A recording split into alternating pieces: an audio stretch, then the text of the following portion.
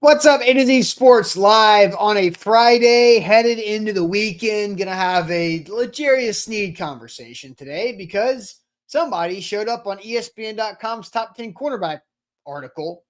On the top 10 list, no, but in the article, absolutely. So, Titans' second year Titan corner, L'Jarius Sneed, is still receiving votes to be a top 10 cornerback. We'll ask you guys and give our reason on why we think that's the case. We'll also talk about if he turns out to be what this article is projecting him to be, what does that mean for the Titans? Because I think that could take the top off a ceiling here for the Titans defense and the Titans team overall.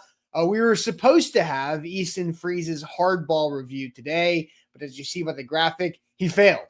He failed. So I texted Easton this morning at 7 Central. You didn't watch hardball yesterday, did you? And Ryan, I did get a response since our pre-show call. So Okay. I did get a response. I will update you on that response from Easton here a little bit later on. He has not watched the movie, but I will talk about what the plan is to make up for his failure. And then it is also good news on a Friday. So everybody get your good news locked and loaded for the end of the show. Ryan, welcome in. Let's have a great start to our weekend with a great Friday morning. What's going on? Not much, man. I'm looking forward to hearing this Easton news because I woke up incredibly disappointed because I had a feeling that he was not going to be on the show today, and I had a feeling that he was not going to watch the American classic that is hardball. But we'll get that update and we'll keep rolling here. Jeremy Fowler blessed us with a nice, easy topic this morning about L'Jarius Sneed. I know all of you are very anxious to see what the second-year pro looks like for the Tennessee Titans.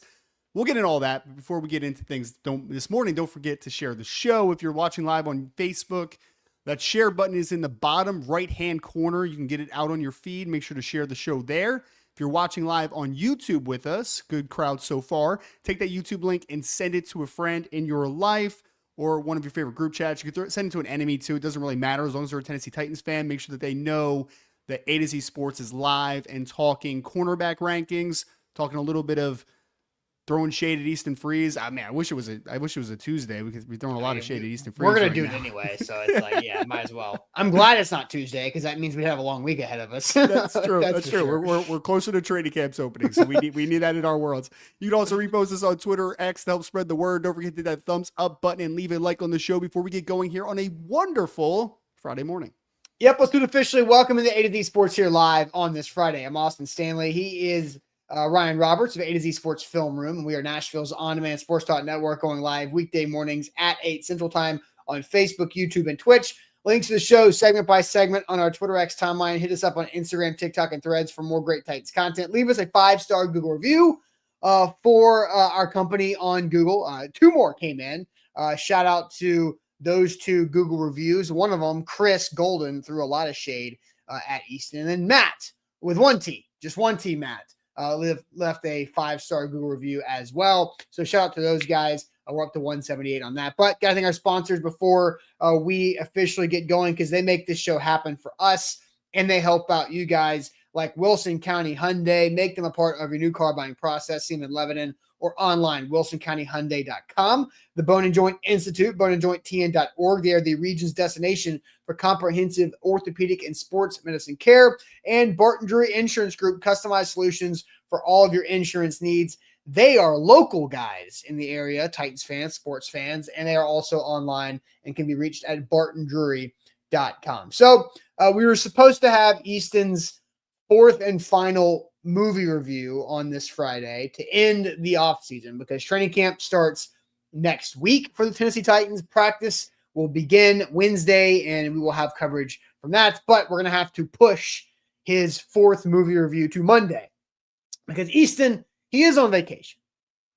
He did request for this vacation in the appropriate advanced asking to his boss, me, and others of, hey, I want to get one more family trip before training camp and before chaos ensues. His daughter's almost 1 year old. This is her first beach trip. I'm like, okay, cool, all good. And then he's like, but we got the hard one. He's like, and this was his idea. What if I call in Friday from the beach and I do it with you guys? I'm like, yeah, let's do it. And so, did he watch hardball? No, because normally when Easton's watching Remember the Titans, Space Jam, or Billy Madison, he is texting Ryan and I while watching the movie, talking about how bad the movie is that we had him watch. And we got no texts like that yesterday or this week. So Easton texted me this morning because I said, "Did you watch Hardball?" He said, "Sure didn't. We'll have to give a speed round review on Monday." And I said, "I don't know if any Titans news will break that will require a speed review." And he says, 10 minutes or less challenge. And I said, "Hardball deserves more."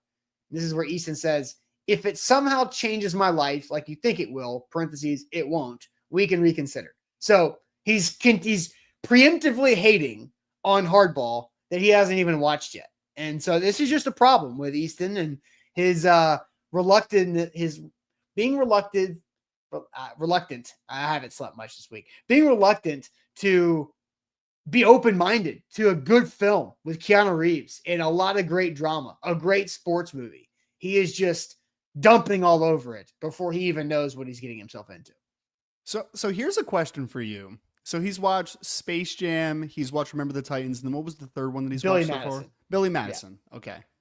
Wouldn't you say that Hardball is probably the most likely movie of those four that he would like? Yeah, absolutely.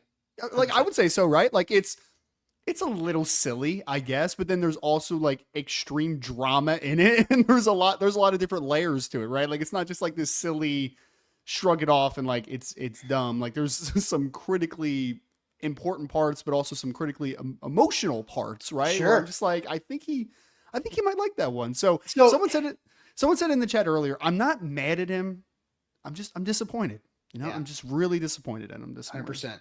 100%. And so Easton is the guy that, you know, everybody knows somebody in their life that refers to movies as films and they talk about it like with their pinky out. Like, that's Easton to me. And like, of the four that he's watching this summer, I think Hardball is the most film-like movie, right? Billy Madison is a movie. It is not a film. It is not supposed to be it's supposed to be stupid. It's supposed to be calorie-less entertainment, which it is, and it's great. Space Jam is a kid's movie, not a film. Sure. Remember the Titans, good, really good. I think has a lot of staying power and could be argued a film. But Hardball absolutely is a film. And I think he should like it.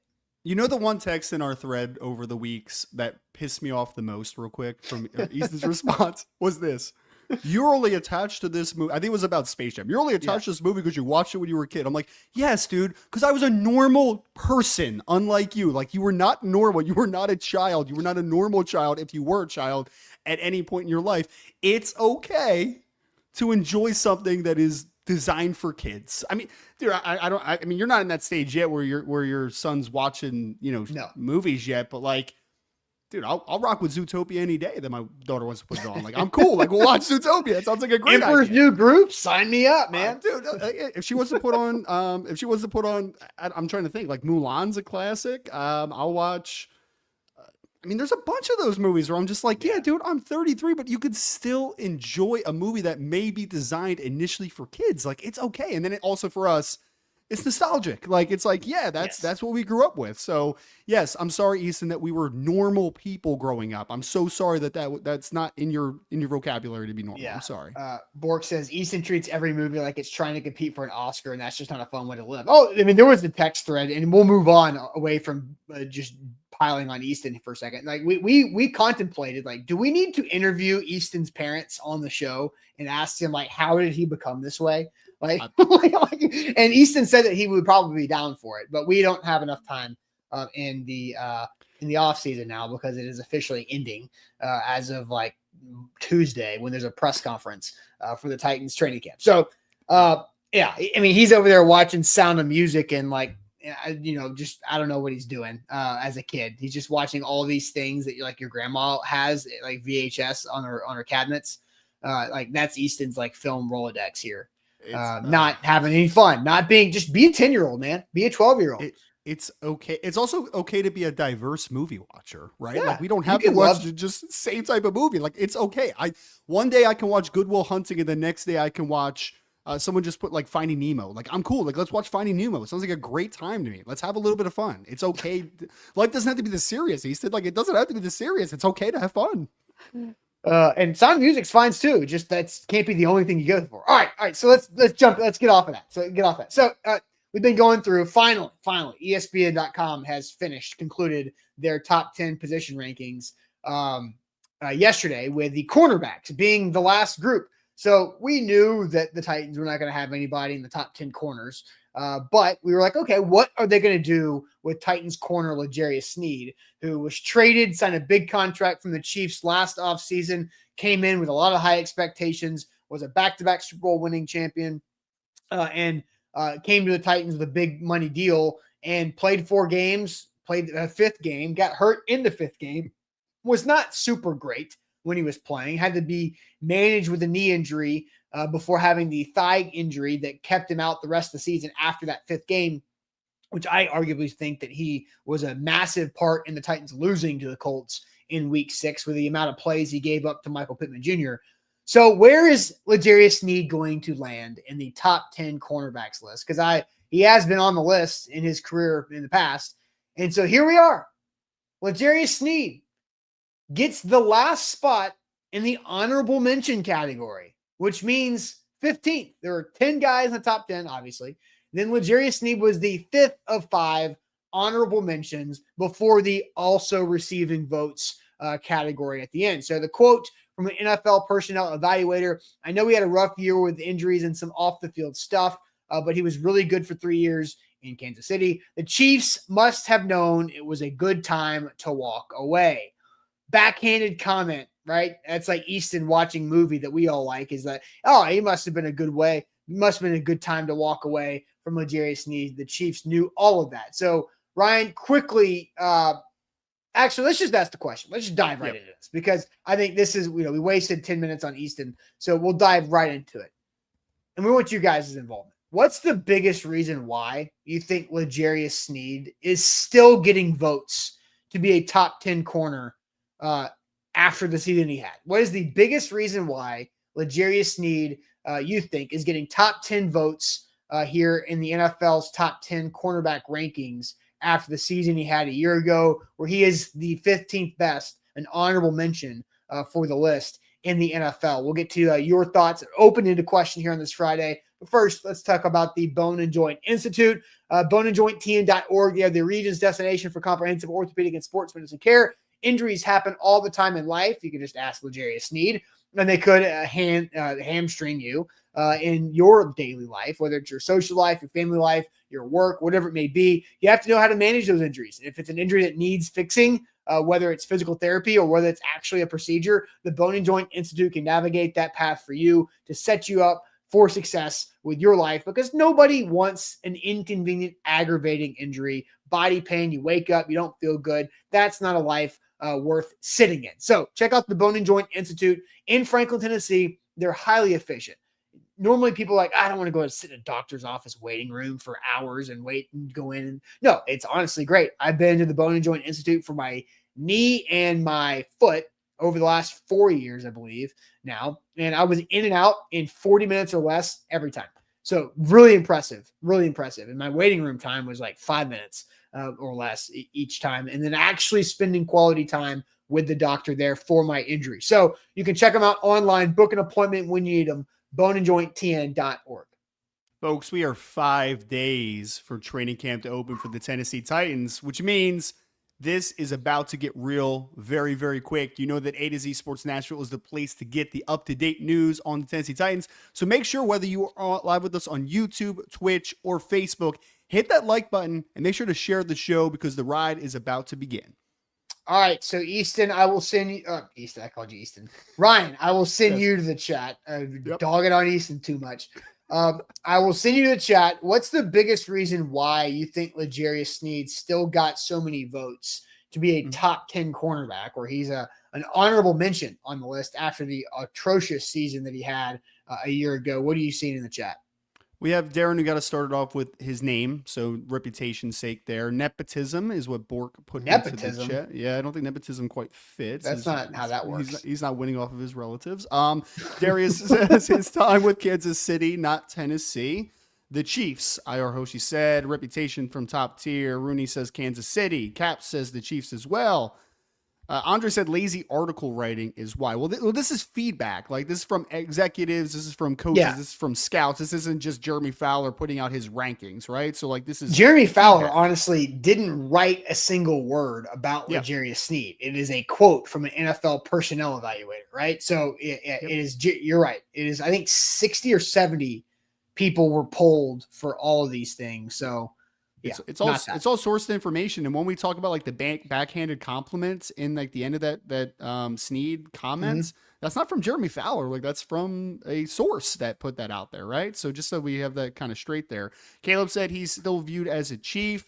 He's not considered washed yet. From Eric, perception is still more impactful than results. Unfortunately, from Nick, only because of his Chiefs history. From Ashley, only ranked higher on past production, Pro Bowl type voting. From Jason, that's an interesting way to put it. Exposure with the Chiefs, says Maven.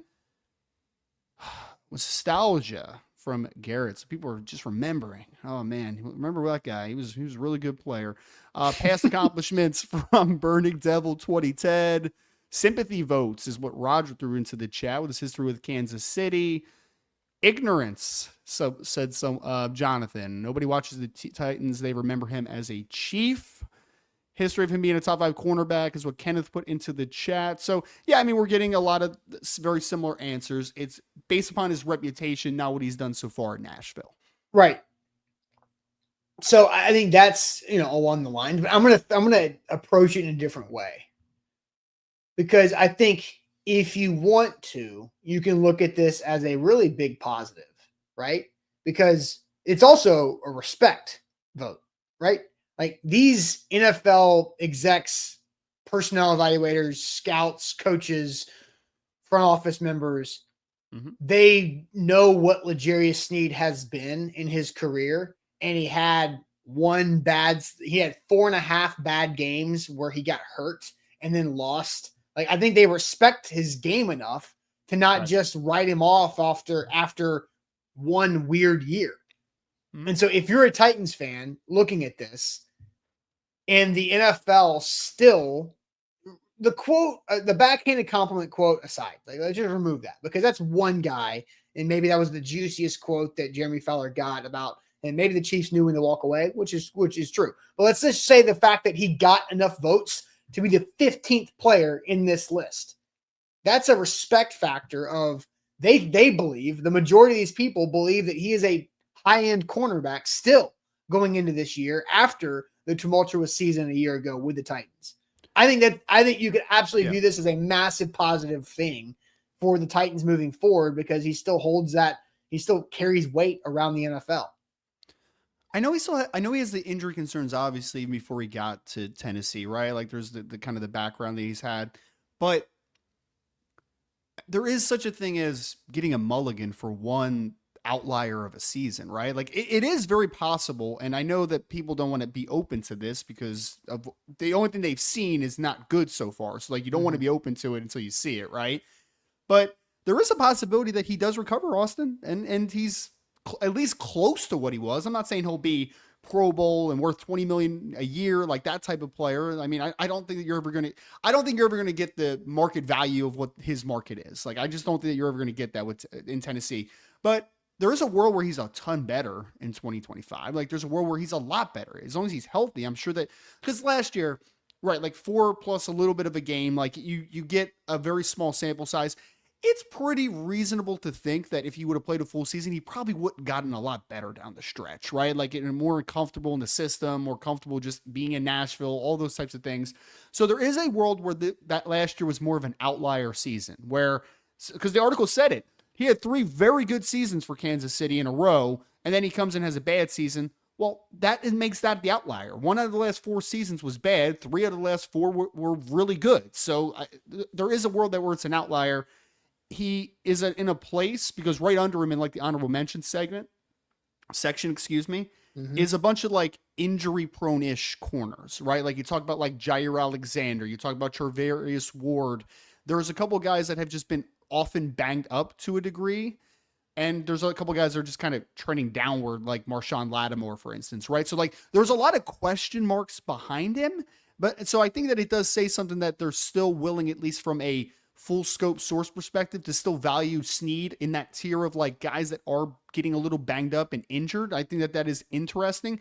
I will say though, that backhanded compliment, and I know you didn't focus on that for just kind of the perspective that you brought, but it is kind of interesting because a lot of times in this honorable mention segment where we see like 5 after the 10, usually usually there's a lot of players in that section that's like, he's trending upward. He's going to be on the list soon. Like he's trending upward. It does feel like, hey, he was like easy top 10 last year. I don't actually, do you know what his ranking was going into last year? I'll pull it up. I'll pull it up. I mean, he had to be steady in the top 10. Like there's no doubt he wasn't in the top 10 going into last year, but he obviously is trending downward based upon where he was previously, but it does sound like a most likely outcome based upon the approach that they've had, and Fowler kind of put it out there, the quote that he used, that there's a reasonable chance that they kind of think that he might be just trending downward in general. Maybe he's not even in the honorable mention list next year. I'm trying. Okay, here we go. Top. It's a weird Google search for these rankings, because you can't just put in top 10 corner ESPN and it show up very easily. So this is 2024's. Yep. So it's Pat Surtain is still number 1. As I'm scrolling down here, he was 4th. He was 4th, yeah. So he went from 4th to 15th, and his highest vote a year ago was 1st. Wow, that's crazy. I mean, he did have a crazy playoff run, especially, right? Right. Like, he was so good that year. So. I'll read what this was a year ago. So 1 year removed, right, where he had 4 games in an injury-riddled game against the Colts. This is what L'Jarius Sneed was written. This is from Jeremy Fowler a year ago in his top 10 corner rankings, where he was 4th. His highest ranking was 1st. His lowest ranking was 10th. So nobody had him outside the top 10 a year ago. Not a single voter had him outside the top 10, 1 to 10. And the year before that, in 2023, he was an honorable mention. So he rose up that way, right? Like you're saying. So here's what the blurb is.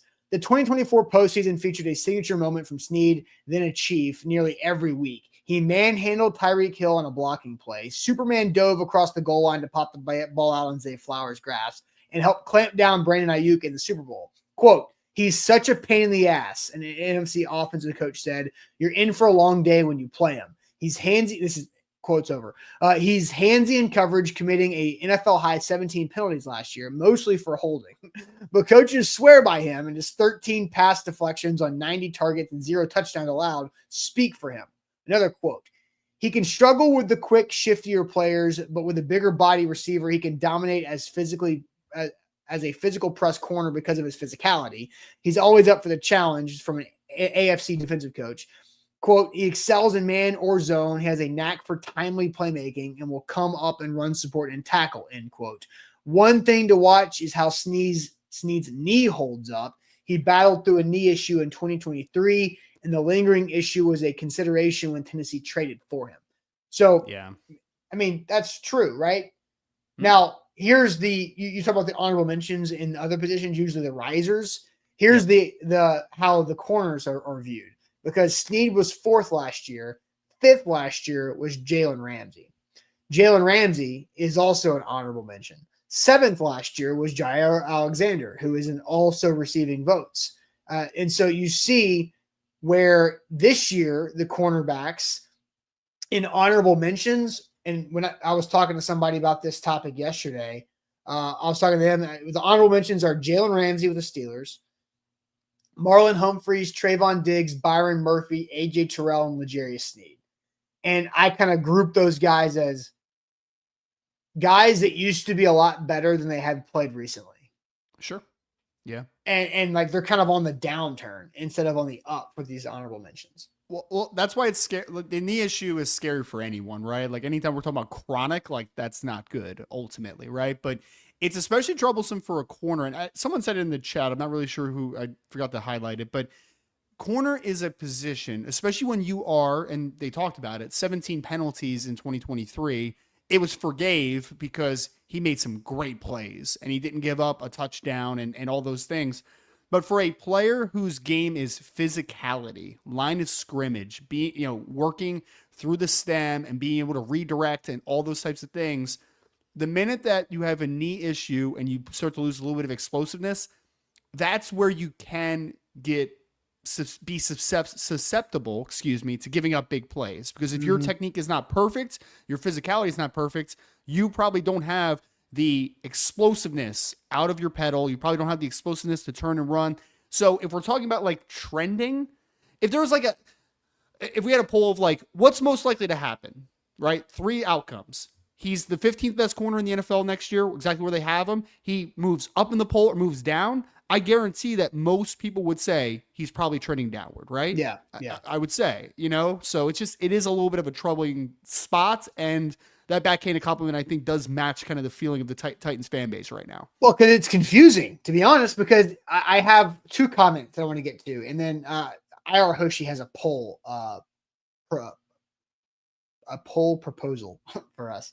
So there's 2 things here. Vols says he didn't have a bad season. He had a bad couple of games while playing with an injury, then was out the rest of the season. People are ridiculous. So the first 4 games when he was healthy, he was fine. He wasn't good. He wasn't bad. He was fine. Then when he got hurt in the game against the Colts, he lost them the game.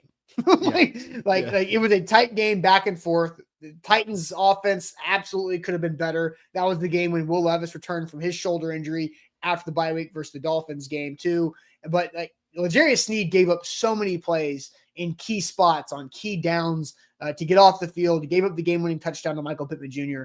But I remember in that post-game show, Ryan, that we did, I was furious with L'Jarius Sneed. Like, you're getting paid this. They gave up that for you, and you cost them the game against your division rival where you had a chance to get out of the hole and to get to 2-3 on the season instead of now you're 1-4.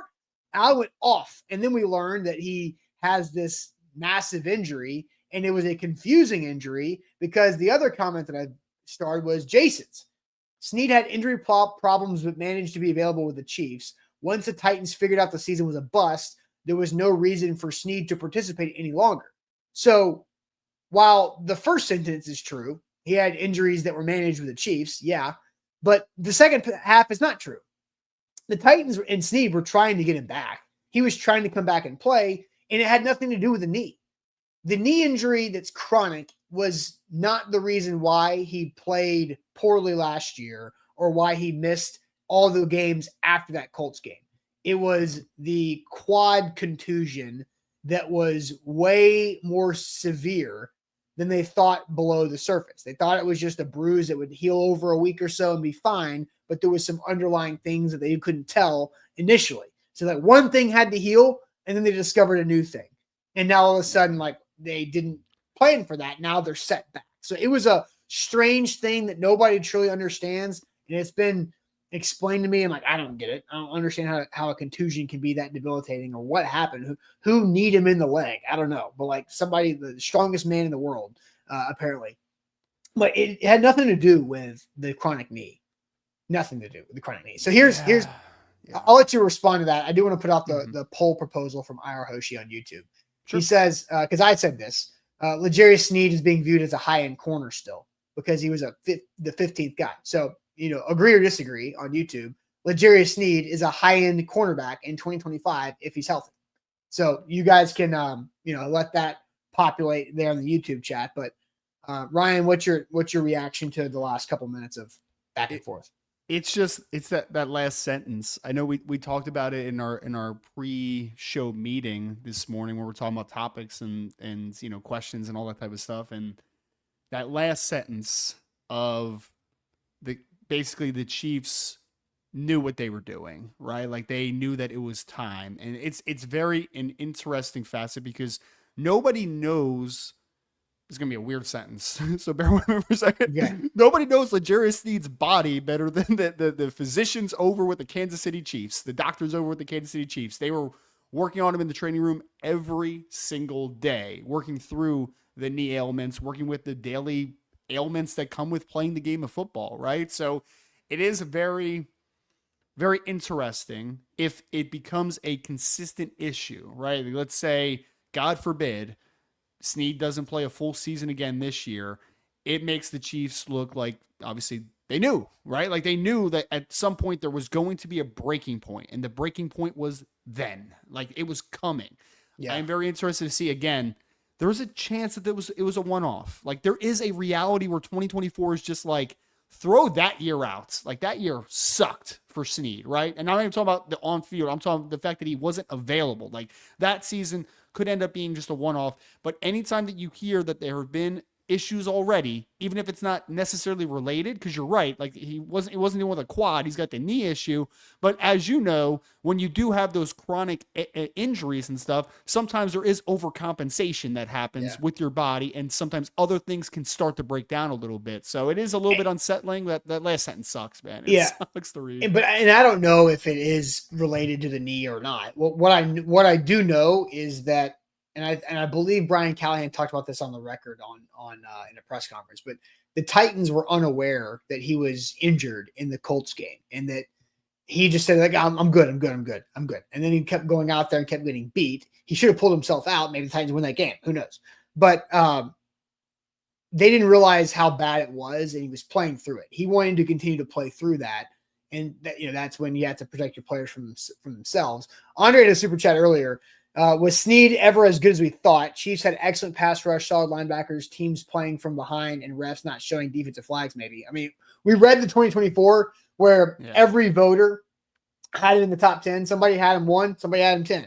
And he led the league in flags. So you can take that, refs not throwing flag. Well, they threw 17 on him, the most of anybody. So they did that. I don't think refs throw flags on Chiefs offensive linemen enough for holding, or maybe for the offensive pass interference, but Chiefs defense, they don't get the Patrick Mahomes treatment like the offense does. So, I mean, I definitely think he was as good as we thought. And that's where I am likely to say I agree that L'Jarius Sneed is a high-end corner this year if he's healthy enough to play. And I know the poll says when healthy or if healthy. And I should have phrased that better. If healthy outside of the knee, right? The knee is a thing. Right. The knee is going to continue to be a thing. He was the number 4 corner in the NFL, arguably top 4 higher with the knee situation. So remove that. That's going to be there. If he's healthy enough to play with that, is he a high-end corner? I tend to agree. Yeah, I would say I still want to see it. Of course. I mean, you want to see it in Nashville. You want to see it in Titans uniform, obviously. For Andre's point there, like Andre, it comes down to isolating his actual play. Like this, does Chris Jones help a L'Jarius Sneed? Absolutely. Like there's no doubt about it. Does a George Karlaftis help? Yes. Does Leo Chenal and Nick Bolton and all those guys, like, do they help? Yes, of course they do.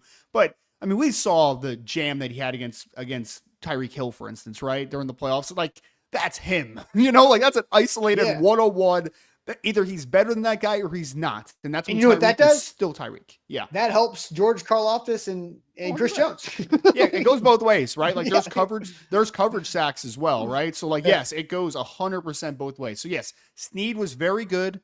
I think healthy, he was worth the contract. He was worth what you gave up for him. Again, this is why this process, though, Rand Carthon and every general manager out there, this is why it isn't just putting money on a player's value on the field. It's also understanding like, hey, what's the shelf life here of a player, right? It's like we always talk about like giving running backs massive second contracts. Usually it doesn't work out because they have shorter shelf lives. Maybe they misread L'Jarius Sneed's shelf life. That's possible. Maybe last year was just an enigma and like we can move past it and he could be a lot better and he could be at least the 15th best corner in the NFL. Unfortunately, we have to wait and see because no one has the exact answer to that right now. Well, let's get to that then. If L'Jarius Sneed is the 15th best cornerback this year, what would that mean for the Titans? Because let's just be like it's true. Let's just say it is true. If he's the 15th best corner, what does that mean for the Titans as a whole? Because again, here is his L'Jarius Sneed's showing up as the 5th of 5 honorable mentions after the top 10 above all the other also receiving vote getters at the cornerback position. So if he is the 15th best cornerback this season, what does that mean for the Tennessee Titans. We'll get to your opinions on that, but got to tell you guys about our friends at Barton Drury Insurance Group. Customized solutions for all of your insurance needs. They're online at bartondrury.com. Local guys in the mid-state area. They can absolutely help you out when it comes to any insurance need you have, any insurance question you may have as well. Because when Zach and I were going around looking and shopping the market locally and nationally for health coverage for our employees a year ago to set up for a big 2025 for A to Z Sports, it was time for us to do that. We went many different places, and we settled and landed with the best that we could find, and that was the Barton Drury Insurance Group. They can help you out with employee benefits, 401k planning. They've got health coverage for individuals and families. You could do home, auto, rental, umbrella, everything. They've got you covered right there online in the area, bartondrury.com. As Austin said in the beginning of the show, got a couple more 5-star Google reviews recently. Want to keep those things rolling in. It really helps the algorithm. It helps the site just in general. It helps the show in general as well. So make sure after the show, if you go to Google A to Z Sports, you can find the 5-star Google options. Make sure that it is filled up with those 5 stars. You can give us constructive criticism. If you love the show, we'd love to hear the positive side of it. The negative is fine as well, as long as you attach that to a 5-star Google review. Absolutely. So if L'Jarius Sneed is in fact the 15th best corner in the NFL, what does that mean for the Titans? Ryan, do you see some comments in the chat to read? Yeah, we got a bunch already. So Bork started us off. He said that means that the Titans have a decent chance to have an average defense. That sounds like a backhanded one there as well. We got Darren. I mean, maybe wrong. I think Bork is Jeremy Fowler's source on L'Jarius Sneed, I think. Obviously joking. Darren says more turnovers and sacks. Richie said it's good trade value in that instance. Top 5 pick. Says Tall Texan. Not sure what that means. They mean that they're not going to be good if he's only the 15th. I'm not really sure what that means. Jeff says, Big Ten Jeff says, means they have a good corner. Thank you, Jeff. Great. That's great analysis there. Rooney says, means nothing. Ira Hoshi says, it would help, but it all comes down to quarterback play. Darius says, the secondary is just good. Kenneth said he needs to, this might have been a response to it being good trade value. Kenneth says he needs to be a top 10 to make the contract worth it and for the team to be competitive. We also had from Vols, who says him being the 15th best isn't bad as long as the other corners below him on the depth chart aren't that far behind, but would feel we are overpaying a bit. So Vols and Ryan, you kind of had a similar approach or thought, right? Yeah. Mm-hmm. Before the show. Yeah. No, we literally talked about it in the pre-meeting, Vols. I basically was talking about Jarvis Brownlee, and basically in a scenario where Sneed is the 15th best corner, not up, not down. He is the 15th best corner in the NFL, which is not a bad thing at all, by the way. Like a 15th corner in the NFL is a very good player. I mean, but basically what would to be okay with the contract that you're paying for L'Jarius Sneed and the capital you had to put into him, what would Jarvis Brownlee Jr. be able to do that would sway you that it is a good? Because the way I look at it, Austin, is in a vacuum, right? Just one for one, L'Jarius Sneed. You are not like your expectations were when you give him the contract, you traded for him. Your expectations were all the capital you're putting into him, all the supports, everything. He's going to be a top, 5 corner in the NFL? Top 10 at least? He's going to be there, right? So him being the 15th best corner is not actually good value for what you gave up for him. Like, he should be playing better than him for the money he is getting paid.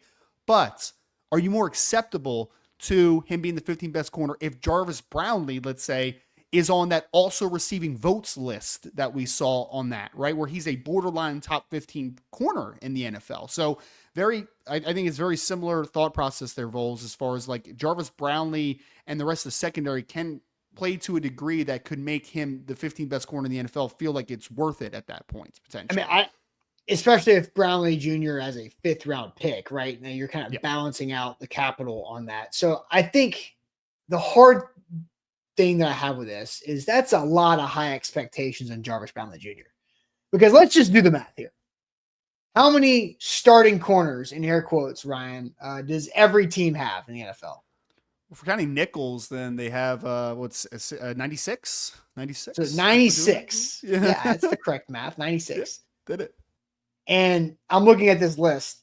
of others receiving votes. Wait, no, that's not the right math, by the way. It'd be 32, 48. Let's go 48. 96 is not correct at all. That would be like 5, I think. The starting corner. So hold on, timeout. You were 32 correct. teams, each of them 32 have teams 3 times 3. So now you're 48. right. It's 48. No, 32 no, it's 3. 32. I'm doing 16 times 3 in my head. My bad. Okay, we're good. I got it. I overthought that. Just like Easton overthinking movies. I'm sorry. Yes, there it is. You were right the first time. So Jarvis Brownlee Jr., if he's on this list, I think it's like 11. I think there are 26 players named. If the Titans have 2 guys that are top 26, that's crazy. It is, like, yeah. Sure. The Eagles have it because Mitchell's in the top 10 and Cooper DeJean's right there at the top, the number 1 also receiving votes. And those guys are second-year dudes, man. I mean, what freaking drafts that the Eagles continued to put together. But that's why they won the Super Bowl. Partly. I mean, Cooper DeJean, happy birthday, dude. Going and you could have argued that maybe Cooper DeJean should have been on that honorable mentions list. And I'm still so mad. I did the math right, and then I second thought myself. So, another breakdown of like what this means to me is there are 32 best corners on their team, right? Now you've got Sneed, who's 15th overall. So there's a lot of teams that don't have and then then you have the Eagles who have 2 guys in the top 26. And I'm sure there's others too that we're overlooking. Well, and the Eagles had Darius Slay last year too, right? So like they were feasting loaded at corner, including the nickel position. We also have to throw, I guess, Roger McCreary into this conversation as well, right? Like he has a big year in the nickel. So like Reek Woolen is there because that Witherspoon's on the list for the Seahawks too. So the Seahawks got a couple. So there's a lot. The Cowboys have 2 with Deron Bland and Diggs. So my point being, if Roger McCreary is a top 50 corner in the league, with L'Jarius Sneed being the 15th, who's complaining? Nobody. I mean, it's tough too because I don't want to go back to the pass rush conversation we had yesterday, right? But it's like those guys could technically.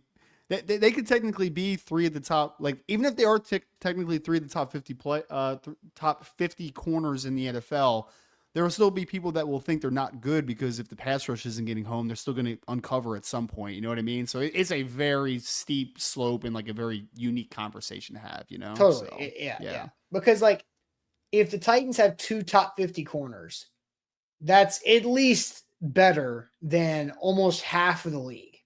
And let's just say McCreary's top 50, but he's like 45th, right? That's better than at least 19 teams in the league. Absolutely. Yeah. And if you have top half of the league cornerbacks, okay, now you got something, right? Now, if McCreary's top 40, now you keep getting closer and closer to having a top 10 cornerback duo with the 15th guy and the 38th guy. Now, the Eagles might have the number 1 because they got the 8th guy and the 16th guy. Right. Well, and I would say like this too, L'Jarius Sneed, if he's the 15th best corner in the NFL next year and he's healthy for the majority of the season, that makes Roger McCreary and Jarvis Brownlee so much better. Like it just does, right? Because now teams are going to have to schematically approach the Tennessee Titans defense a whole lot differently as far as like who they are attacking and how they are going to attack them. So it raises the floor for me, right? If he's the 15th best corner in the NFL. And the most basic principle here, the most basic take of all time, if he is the 15th best cornerback in the NFL in 2025, the Tennessee Titans defense is much better. It's much better. It's a lot better. And if it's a lot better, you know what that also does? The ripple effect here. Cam Ward doesn't have to be perfect anymore, right? Because I think most people are kind of assuming it's probably gonna be some shootouts this year, potentially, right? Like Cam Ward's probably gonna have to go Superman a decent amount of time. If L'Jarius Sneed is a top 15 corner in the NFL, or just the 15th corner in the NFL, and Jarvis Brownlee is a beneficiary of that, and Roger McCreary is a beneficiary of that, and Jeff Simmons is a beneficiary of that, and the defensive ends, Arden Key, all these guys are beneficiaries of that, that means that the offense does not have to play hero ball too much. They don't have to be superheroes. They just have to be good, right? And so raising the floor is what him being the 15th best corner in the league is. If he is better than that, though, to step further, if he is top 10 or top 5, right? Like, again, I don't expect him to be top 5 corner, but like if he cracks the top 10 even, just trickles up a little bit, then you're talking about this team so let me rephrase it a little better. I'm talking in circles. If he's the 15th best corner in the NFL, which is a very good player, he raises the floor. If he's a top 10 corner, then he raises the ceiling. Then you're like, oh, okay. Now this team, maybe we're 9-8, right? We're like, yeah. Okay, So here was right. my answer. My answer to what if he's the 15th best corner wasn't named for the Titans. To me, it means that they have a chance to be in just about every game. Like they're going to have more one-score games in the fourth quarter to see what happens, right? Like you got a chance. If he is a top 15 corner, and then you have Jarvis Brownlee Jr., who continues to ascend, Roger McCreary, a very reliable player, and you've got Amani Hooker and Xavier Woods in the back end. That's a very reliable quality secondary that you can maybe have a little bit of help to overcome a not so talented pass rush. But I believe Denard Wilson has been in his science lab this entire last couple of months trying to cook up new ways to get pressure, to manufacture pressure, because they can't just have one guy go beat his guy. And so that's where they're going to be trying to do that. So you've got to, in order to do that, in order to be aggressive and be creative and super scientist for Denard Wilson, he's got to be able to trust his corners and his safeties to not get beat fast. So that can work. And I think that is where the complementary football comes together of the defense. And that leads you to having more fourth quarter one-score games where now it's a coin flip in the NFL. Now Cam Ward has a chance to make a play because L'Jarius Sneed got a big third down stop in the third quarter to keep it a field goal and not a touchdown, right? I think all of that kind of plays in hand in hand, where now you get to see Cam Ward do it in those pivotal moments or not do it in the pivotal moments. And that works vice versa. The defense has a chance to react to what Cam Ward gives them. And another key thing is, outside of just his quality of play, is, he's around the team last year, right? But like it's different from when you're on the field, you're consistently on the practice field, and you're just in the training room all the time. You know what his just sheer presence does, Austin, both on the field and in the meeting rooms and in the film room? It helps young guys like Jarvis Brownlee. Like, that's a guy to mimic. And there's only so much you can take off of a guy at times of just talking to them. Like, hey, L'Jarius, like, what are you seeing, right? Like, what's your approach at the line of scrimmage? What are you watching? What are you trying to feel out? When Jarvis is able to actually see it on the field, that's where you start to mimic a little bit. That's where you say, oh, I can do that. I can take that. I can't take that because that doesn't fit my skill set. Those little nuances of the game people don't talk about enough, but the sheer having him on the field can rub off on guys. Like, it really can. And there's an energy to it, right? Because again, last year, not a good year. We've deciphered that at all. You know what just having him on the field does, though? Makes Jeff Simmons a lot more confident. It makes Arden Key a lot more confident. It makes Jarvis Brownlee a lot more confident. Presence matters. Like, it does. We can talk about, and people say like, oh, presence and momentum aren't real. BS. Like, they are 100% real in my book. Like, having that guy just on the field, you can feel it. You feel more confident. You feel like you have a higher ceiling to eventually approach. So if he's healthy and he's just even close to what he was, even if it's not technically worth the contract from a play-to-play perspective, it'll be worth the contract potentially for that presence aspect of him being a veteran, been there, done that, helping the younger corners, helping the younger safeties, helping everybody. I think that it's such a big thing to have him in the room potentially. Yep, couldn't agree more. I just ended the poll on YouTube, and 78%, of the votes do think and agree that L'Jarius Sneed is a high-end corner if healthy enough to play. Like, with the knee thing, we understand the caveat to that. So that's a good deal there. You mentioned all these other guys getting more confident. Jeffrey Simmons more confident. Arden Key, Femi Oladeja, maybe, if he's on the field, because there's been a lot of movement since our last conversation. 8 second-round draft picks have now signed since we first started talking about this. Femi has not yet, so the Titans' second-round pick is still unsigned, but I would expect that number to continue to pile up with second-round draft pick contracts coming over the weekend, leading up to more draft or more teams opening training camp as well. So, Ryan, with that, you had a chance to sit down with a Titans draft pick as well.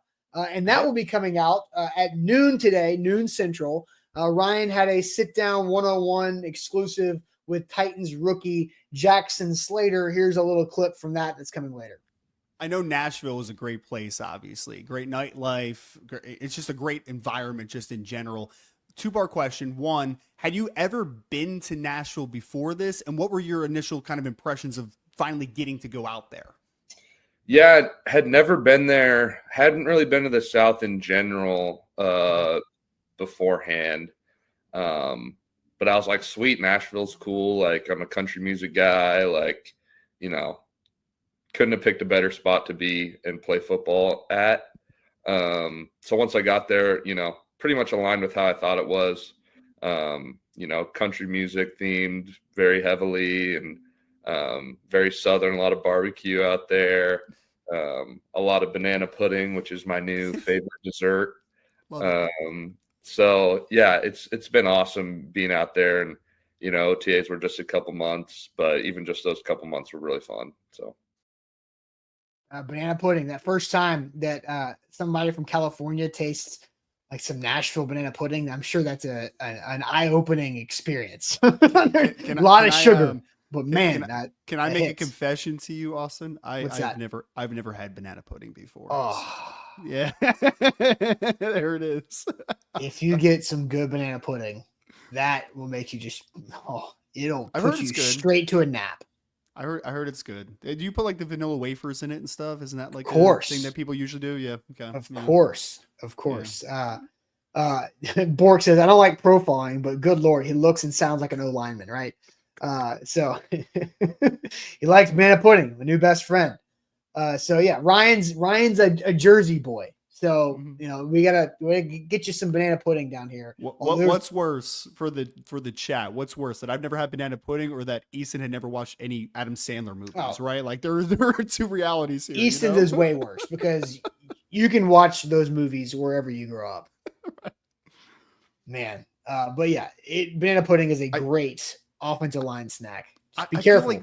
I feel like me getting banana pudding in so I live in New Jersey, right outside of Philadelphia. I feel like me finding a banana pudding somewhere around here is equal to, for me, like in the Midwest, like them having a Philly cheesesteak sandwich, right? Where I'm like, I'm not getting that. I'm sorry, I'm not. Yeah, same thing. So. It's like, my wife's from the Philly area. Her family's from Philly, and the hoagies, the bread's different. It's not the same. The bagels are different where you guys are at, and it's not like Jersey Mike's in Nashville ain't what you're eating up there with your local hoagie shop. I know that for a fact. Absolutely. So it all goes round. We all have our wins and our losses when it comes to our cuisine in our area. But all right, with that, so again, noon Central, Jackson Slater and Ryan, Titans rookie offensive lineman, will be coming out on our YouTube and on our Facebook here around noon Central Time. So with that, let's send it to the weekend with some good news. If you have good news,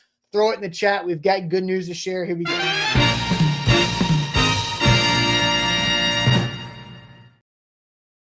Shout out to our friends at Holiday World and Splash and Safari, just a couple hours north of Nashville in Santa Claus, Indiana, next to the Rudolph Lake, I learned as well. So Holiday World and Splash and Safari, 25 years of free soft drinks, free parking, and free sunscreen all summer long. If you got to escape the thick, humid Nashville weather, you can do that by just going up to a water park with Splash and Safari and Holiday World's roller coasters, great roller coasters. So check them out online, holidayworld.com for your tickets there. So shout out to Holiday World and Splash and Safari.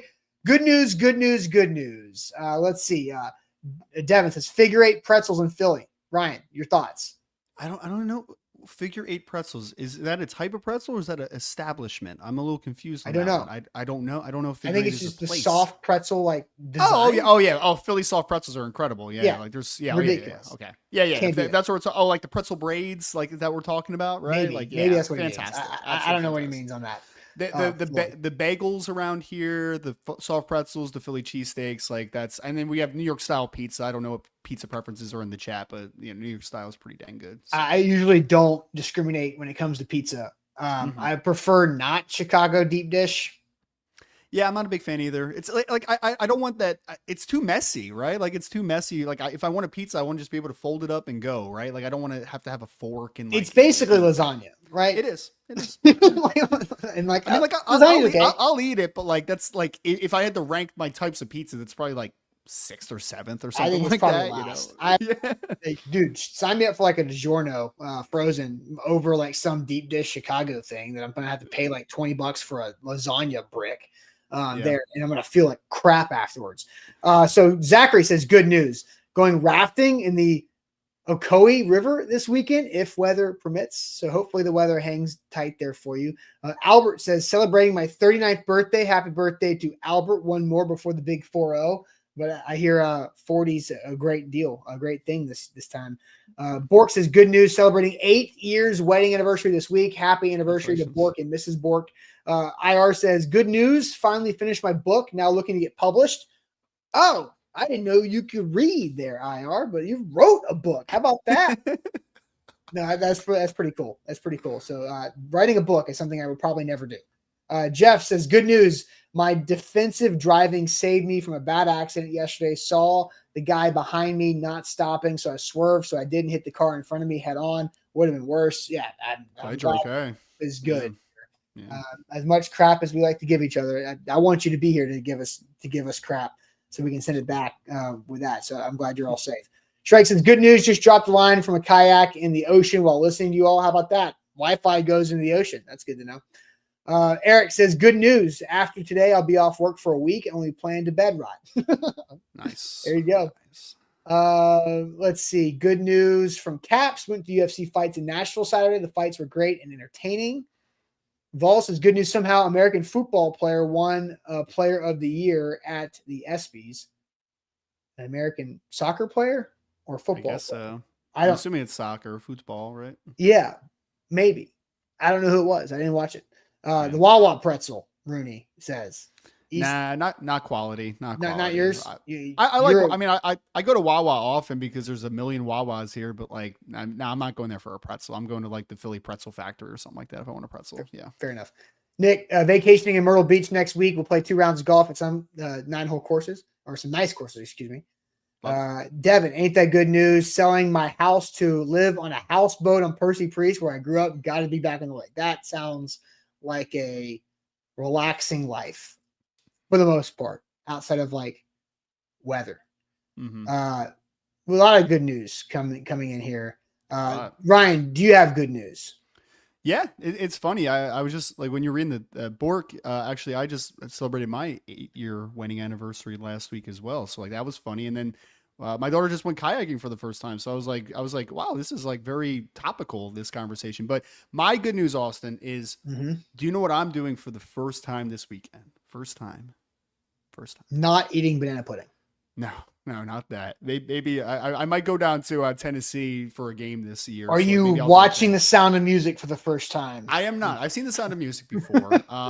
But no, I'm not doing that.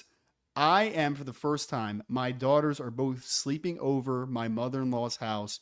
Me and my wife are spending the entire Sunday together, and then also sleeping in because they are sleeping over. So first nights that my kids are out of the house and we get to sleep in on a Sunday night. So it is going to be, yes. So what time are you going to wake up? I mean, probably still like 7, but it's still going to be great. You know, it's still going to be great. So yeah. I mean, got to get. It's better than waking up at 5 a.m. and then coming down at 6. You know what I mean? So got to take what I can get. Oh, that's funny. So how about this? How about some good news? Yesterday, we finally got the Titans training camp schedule. How about that?